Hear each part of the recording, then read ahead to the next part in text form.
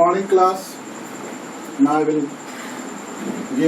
teach you Ampere's circuital law in this lecture and its application. Then what is Ampere's circuital law? Line integral of magnetic field of a closed coil. Line integral of magnetic field of a closed coil or loop is equal to mu 0 times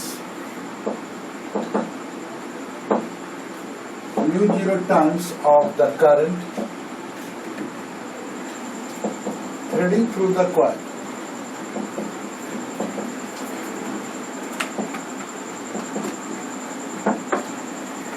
B dot dl, line integral of magnetic field of a closed coil or loop is equal to mu 0 times of the current threading through the coil.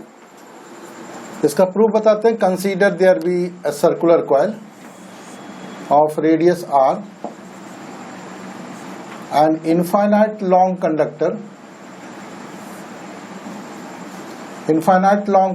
through which I current is threading. Infinite long conductor is threading this loop through which I current is flowing. Consider there be a circular coil of radius r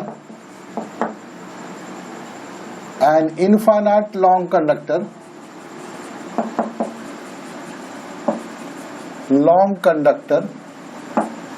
is threading the coil through which I current is flowing. When B dot dl is equal to B dl cos theta. Dl is a small section. We consider a small section dl on the coil. A small section dl on the coil. तो B dl cos theta. Theta कितना है? 0, क्योंकि B का भी यही direction है, dl का भी यही डायरेक्शन है.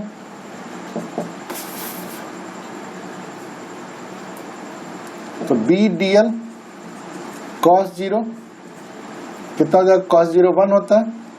That is B dl. Infinite long conductor के लिए किसी पॉइंट पर मैग्नेटिक फील्ड कितना होता है? Mu naught I by 2 pi r, क्योंकि r डिस्टेंस पर है वो. Integration dl. तो इस पूरे सर्कुलर कॉइल का लेंथ का इंटीग्रेशन कितना होगा? 2 पाई r होगा. Mu naught I by 2 pi r into 2 pi r. 2 pi r cut गया. That is mu naught I. This is the proof of Ampere circuital law. मानते कि ये तो एकदम रेगुलर शेप था कि 2 पाई r निकाल लिए. If the shape is irregular, इसका स्क्रीनशॉट लीजिए. If the shape is irregular, अगर शेप इरेगुलर हो तब क्या करेंगे? If the shape of the coil is irregular, मतलब इस तरह से हो, an infinite long conductor threading this coil at point O through which I current is flowing. Consider an infinite long current carrying conductor threading this irregular coil at point O through which I current is flowing.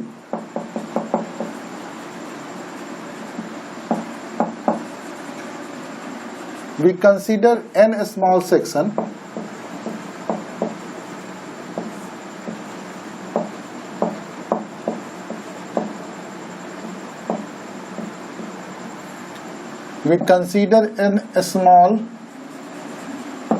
n small section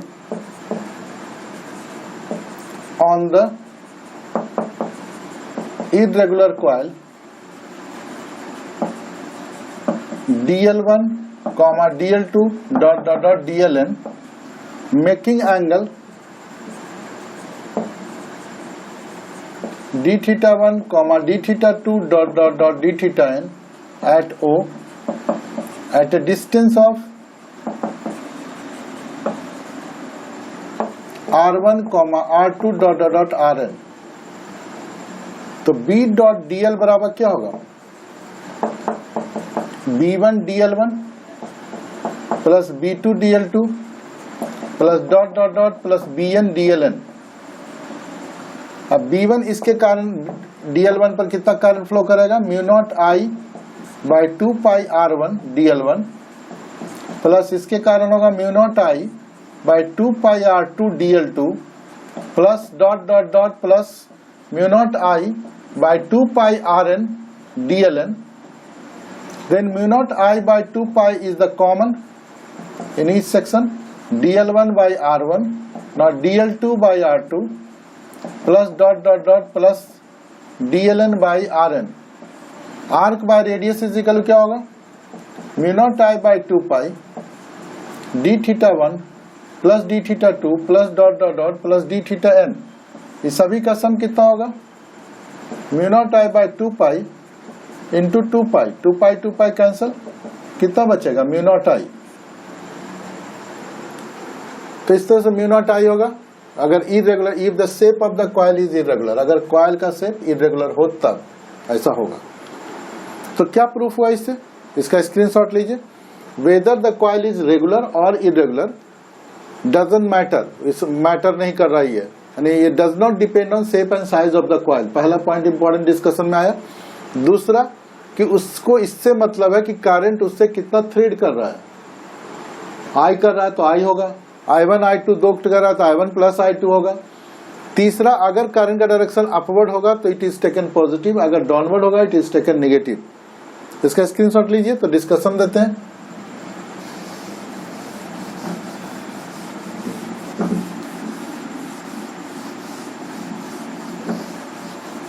तो इसका discussion क्या होगा,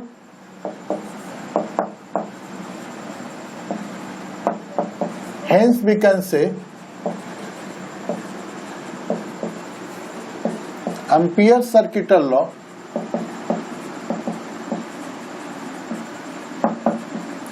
does not depend on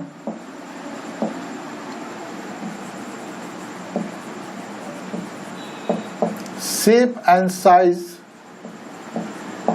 of the coil। Coil के shape and size पर depend नहीं करेगा। दूसरा, it depends on the current, that means the amount of current threading the coil।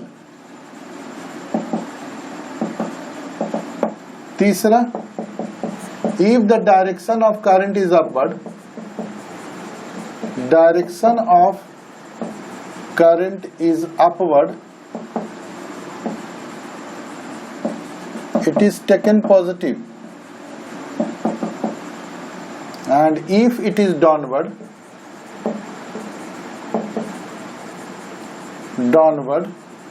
it is taken negative। B dot dl is a scalar quantity,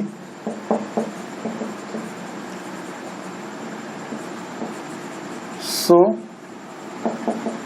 it is added algebraically।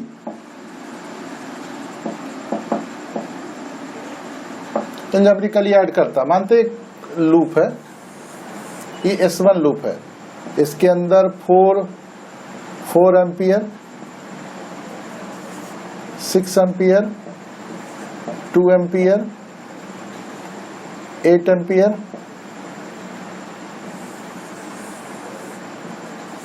4 ampere, 7 ampere,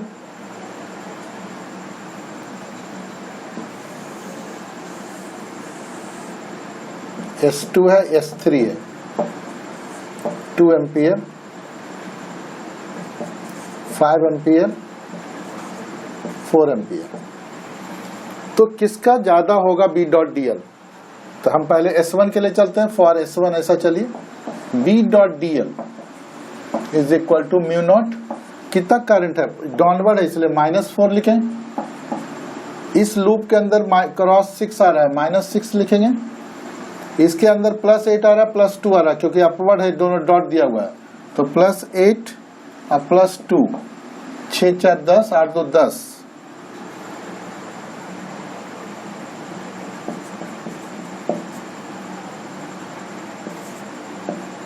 3 ampere.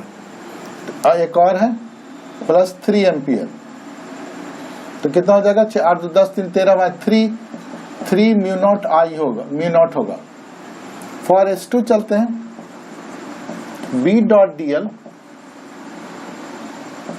Is equal to होगा mu naught S2। S2 के अंदर है दो, ये positive negative negative, +8 -4 -7 mu naught. This is equal to 7 4 11, 7 4 11 8 3 11, -3 mu naught. For S3 चलते हैं, B dot DL कितना होगा, ये S3 के अंदर ये पूरा करंट आ रहा है, 8 पॉजिटिव है, 2 पॉजिटिव है। Mu naught is equal to 8 +2 +4 -2 -5 -4 -2 -5 -4, इस तरह से आएगा। ये देखिए 2 8 2 8 4, ये प्लस आया, 2 5 और 4 ये निगेटिव आया क्योंकि डाउनवर्ड है, तो 4 से ये 4 कैंसिल हो जाएगा। 8 2 10 7 3 बराबर 3, 8 2 10 और 7, 3 म्यू नॉट हो गया। तो S1 इज इक्वल टू, इसको 3 कर सकते हैं, 3 मिली एम्पियर, तो ये 3 रह सकता है, तो 5 3 8 2 माइक्रो एम्पियर कर सकते हैं। तो कौन बड़ा हुआ, S1 सबसे ज्यादा बड़ा हुआ। S1 is greater then S3 is greater then S2 हुआ, सबसे ज्यादा। लाइन इंटीग्रल इसमें आया, पॉजिटिव को बड़ा मानेंगे और निगेटिव को छोटा मानेंगे। ऐसे नेचर से रिलेटेड है, S1 S3 S2 करके कर सकते हैं, नेचर के से रिलेटेड होता है, लेकिन मैग्नीट्यूड में नहीं चलना, निगेटिव डायरेक्शन है तो डायरेक्शन सोचेंगे। इस तरह का एक क्वेश्चन पूछ सकता है ऑब्जेक्टिव में, आप इसको सॉल्व कर सकते हैं। ओके, इसका स्क्रीनशॉट लीजिए। तो हम दूसरे एप्लीकेशन में जाते हैं। To determine the magnetic field at a point,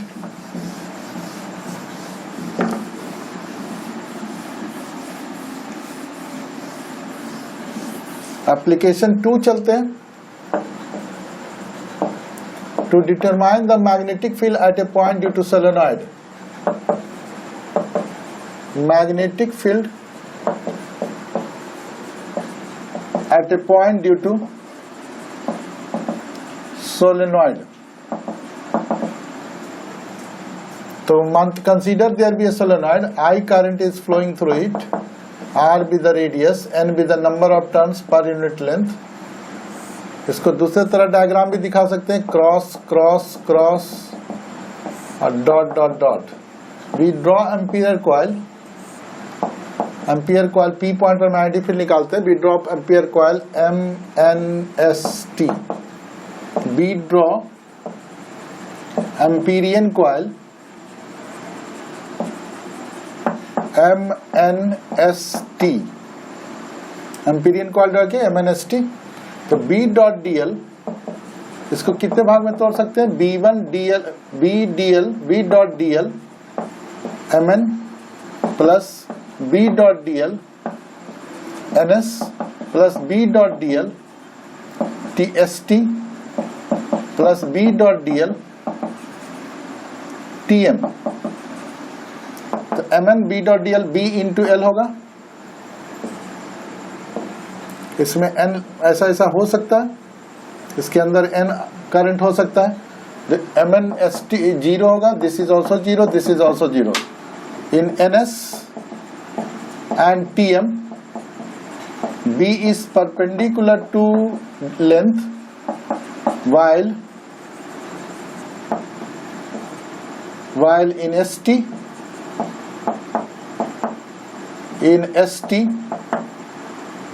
B is outside the solenoid, so B is 0. And B dot dl from Ampere's circuital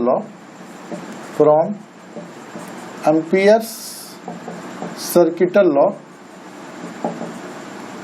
this is equal to BL. B dot dl is equal to, इसके अंदर n coil हो सकता है, तो n mu naught आई हो गया. B dot dl का value कितना निकला, BL. This is equal to n mu naught I. Therefore B is equal to n mu naught I by L, और n by L को लिख सकते हैं small number of turns per unit length. Therefore B is equal to n mu naught I. So magnetic field developed inside the solenoid will be uniform. It depends on three factors: number of turns per unit length, medium inside the solenoid, and current flowing through the solenoid. ये हो सकता है, ये ampere circuital law से magnetic field निकालने का तरीका है. एप्लीकेशन 3 में भी चल सकते हैं, इसका स्क्रीनशॉट लीजिए. Application 3, determine the magnetic field at a point due to toroid.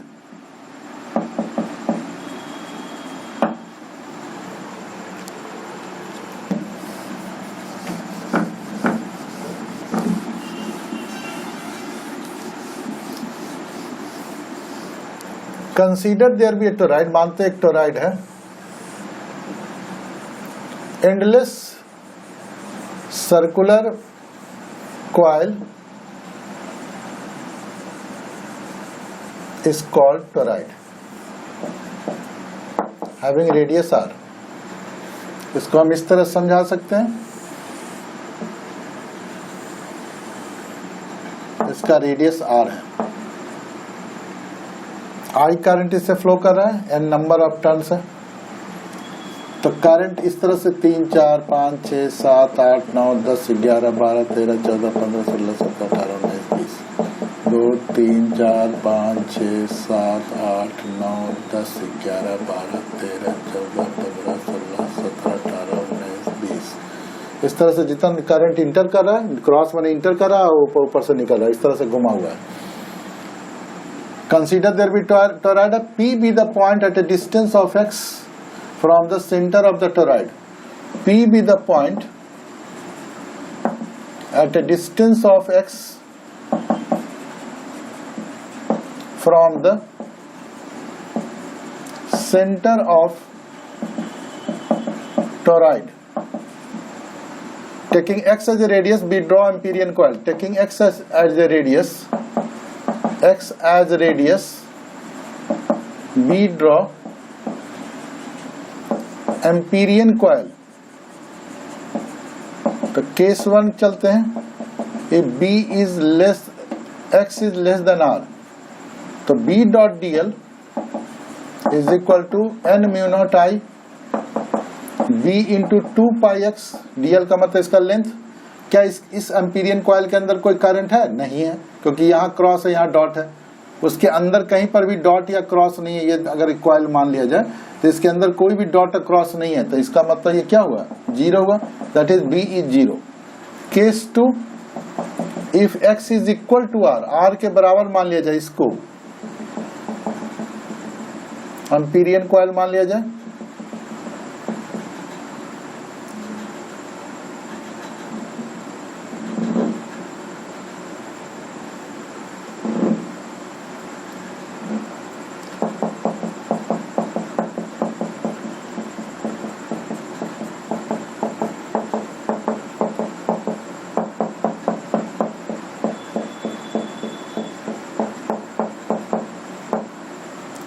तो जितना कर इसको अगर कॉइल को मानते हैं, तो उसके अंदर ये कॉइल है, ये वाला एम्पीरियन कॉइल है, इसके अंदर n करंट निकल रहा है, अंदर जा रहा है. तो r के बराबर लेंगे तो B dot dl is equal to कितना होगा? n टर्न्स तो है, म्यू नॉट I, ऐसा I करंट फ्लो कर रहा है, b इंटू इसका पूरा लेंथ अगर ले लेंगे तो 2 पाई r हो जाएगा। This is equal to n mu naught I, therefore b is equal to n mu naught I by 2 pi r। इसको n बाई 2 पाई r को स्मॉल n भी लिख सकते हैं, n mu naught I. Case 3 अगर चले, case 3 x is greater than r, यानी बाहर में हो कॉइल इस तरह से x इस जगह पर, तो b dot dl is equal to क्या होगा, n म्यू नॉट, जितना करंट अंदर जा रहा है बाहर निकल रहा होता है, करंट अंदर जा रहा था i minus I, b into इसका लेंथ 2 पाई x है तो 2 पाई x ले लेंगे। ये i माइनस आई हो जाने के कारण ऊपर जा रहा है तो पॉजिटिव, क्रॉस जा रहा है निगेटिव, दैट इज जीरो, यानी b is zero. Hence we can say there is no magnetic field inside the toroid, inside and outside vicinity of the toroid, only it is inside the coil of magnetic field present inside the coil of the toroid, and this magnetic field is endless, so उसका कोई initial and terminal point नहीं है, नहीं circular frame में represent किया जा रहा है। तो इस तरह से रह सकता है। तीसरा एप्लीकेशन है। चौथे में चलते हैं, to determine the magnetic field at a point due to solid cylinder.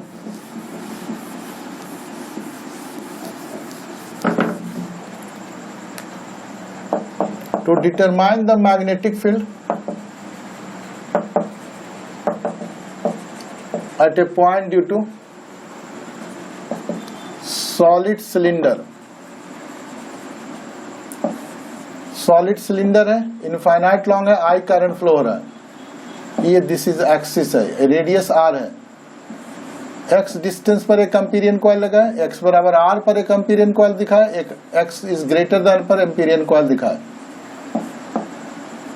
तो case 1, if x is less than r, तो b dot dl is equal to कितना हो जाएगा, mu naught I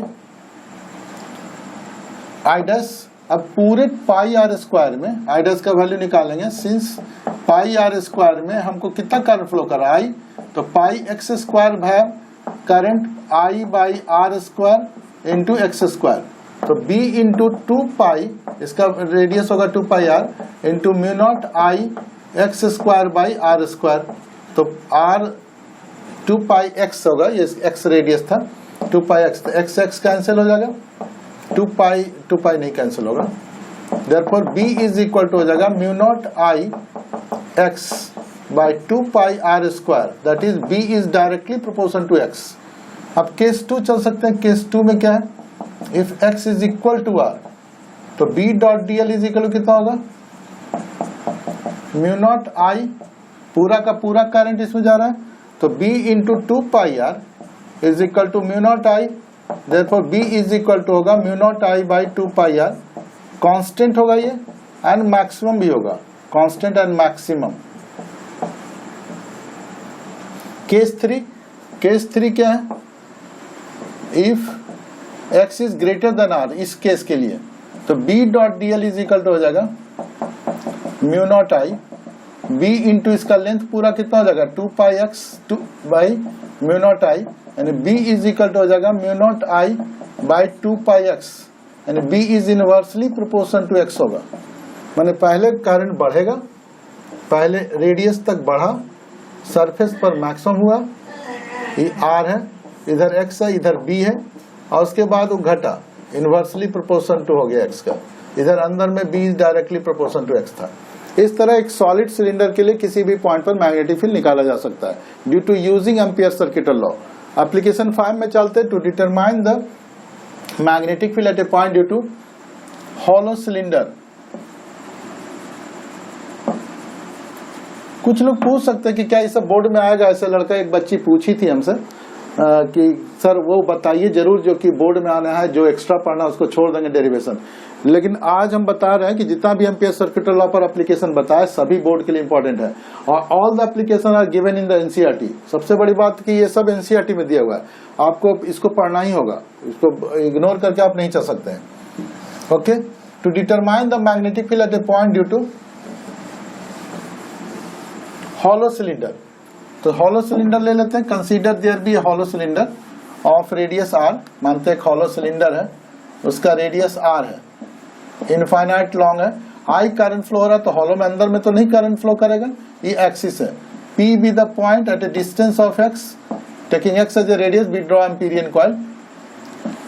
This one, and तीसरा होगा बाहर में चल जाएगा, x डिस्टेंस पर रहेगा, ये R है। तो केस 1 क्या होगा? केस 1 फिर से बोलते हैं, consider there be hollow cylinder, I current is flowing through it, infinite long है, P be the R be the radius, P be the point at a distance of x, taking x as from the axis of the cylinder, taking x as a radius, we draw Amperian coil. Now there are three conditions of x: whether x is less than r, whether x is equal to r, x is greater than r. The case 1, if x is less than r, then b dot dl is equal to mu naught i होगा। अब हम b तो रखेंगे और dl का क्या होगा, पूरा इसका लेंथ लेंगे, तो 2 pi x is equal to mu naught. इसके अंदर क्या करंट थ्रेड कर रहा, नहीं कर रहा, पहले वाले में कर रहा था, तो b इज इक्वल टू कितना हो जाएगा, 0 हो जाएगा। इसके अंदर मैग्नेटिक फील्ड 0 होता है। अब हम सरफेस पर लेते हैं, मानते हैं यहाँ पर सरफेस पर ले लिए, तो b डॉट डीएल एक्स बराबर r, तो b dot DL is equal to mu naught i होगा। b इंटू इसका लेंथ कितना हो जाएगा, पूरे का, पूरे सरकमफ्रेंस का लेंथ हो जाएगा 2 पाई r, तो 2 पाई r लिए, आई करंट थ्रेड कर रहा है इसलिए म्यू नॉट आई, यानी b is equal to mu naught I by 2 pi r, constant होगा, मैक्सिमम होगा सरफेस पर। अगर ग्रेटर देन r ले लिए तो b dot DL is equal to mu, इस बार में भी आई करंट ही थ्रेड कर रहा है, इसलिए b into 2 pi x mu naught I यानी इनवर्सली प्रोपोर्शन टू x आएगा। तो अगर हम इसका ग्राफ खींचे, b और x के बीच में ग्राफ खींचा जाए, तो रेडियस तक मैग्नेटिक फील्ड b 0 होगा, यहां से यहां रेडियस है, तो b 0 होगा अंदर में, सरफेस पर मैक्सिमम होगा, उसके बाद घटेगा, क्यों, क्योंकि b is inversely proportion to x है। ये एप्लीकेशन नंबर 5 है। तो जितने भी केसेस बताए आज हम एम्पियर सर्किट लॉ से रिलेटेड, वो सभी इंपॉर्टेंट है और सभी बोर्ड में आ सकते हैं, इसलिए आप सभी डेरिवेशन जरूर कीजिएगा। पिछले क्लास में जो ampere circuit law, Ampere's law पर जो एप्लीकेशन था, सिर्फ एप्लीकेशन जो डिफाइन किया 1 एम्पियर वो इम्पोर्टेंट है, और एक क्लोज लूप वाला है 2, वो दोनों बोर्ड में आ सकता है, बाकी आपको कंपटीशन के लिए ही बताए थे, इसलिए आप 2 उसमें एटलीस्ट पढ़ लीजिएगा, इसमें सभी पढ़िएगा, क्योंकि सभी इंपॉर्टेंट है, और एम्पियर सर्किट हटाया भी नहीं है, इसलिए इंपॉर्टेंट है। एक और है कि कहाँ एम्पियर सर्किट फेल हो जाता है, ये पढ़ना था वेव में, उसको इस बार हटा दिया, लेकिन हम बताएंगे और वेव में ही बताएंगे, यहाँ पर नहीं बताएंगे, ठीक है। अगले क्लास में हम आपको मैग्नेटिक डायपोल मोमेंट बताएंगे और उससे रिलेटेड क्वेश्चंस बताएंगे हम आपको, कि मैग्नेटिक डायपोल मोमेंट पर बताएंगे, पहले atom as a dipole, magnetic dipole moment, torque, energy, ये सब बताएंगे, उस पर रिलेटेड एक क्वेश्चन बताएंगे और एमसीजी बताएंगे। इतना बताने के बाद ये खत्म होगा जब चैप्टर, उसके बाद आपके लिए है साइक्लोट्रॉन। साइक्लोट्रॉन इस साल हटा दिया है, लेकिन फिर भी हम बता देंगे, ओके। आप इसको स्क्रीनशॉट लीजिए। बाय, नेक्स्ट क्लास में आपको हम देखते हैं क्या बताते हैं।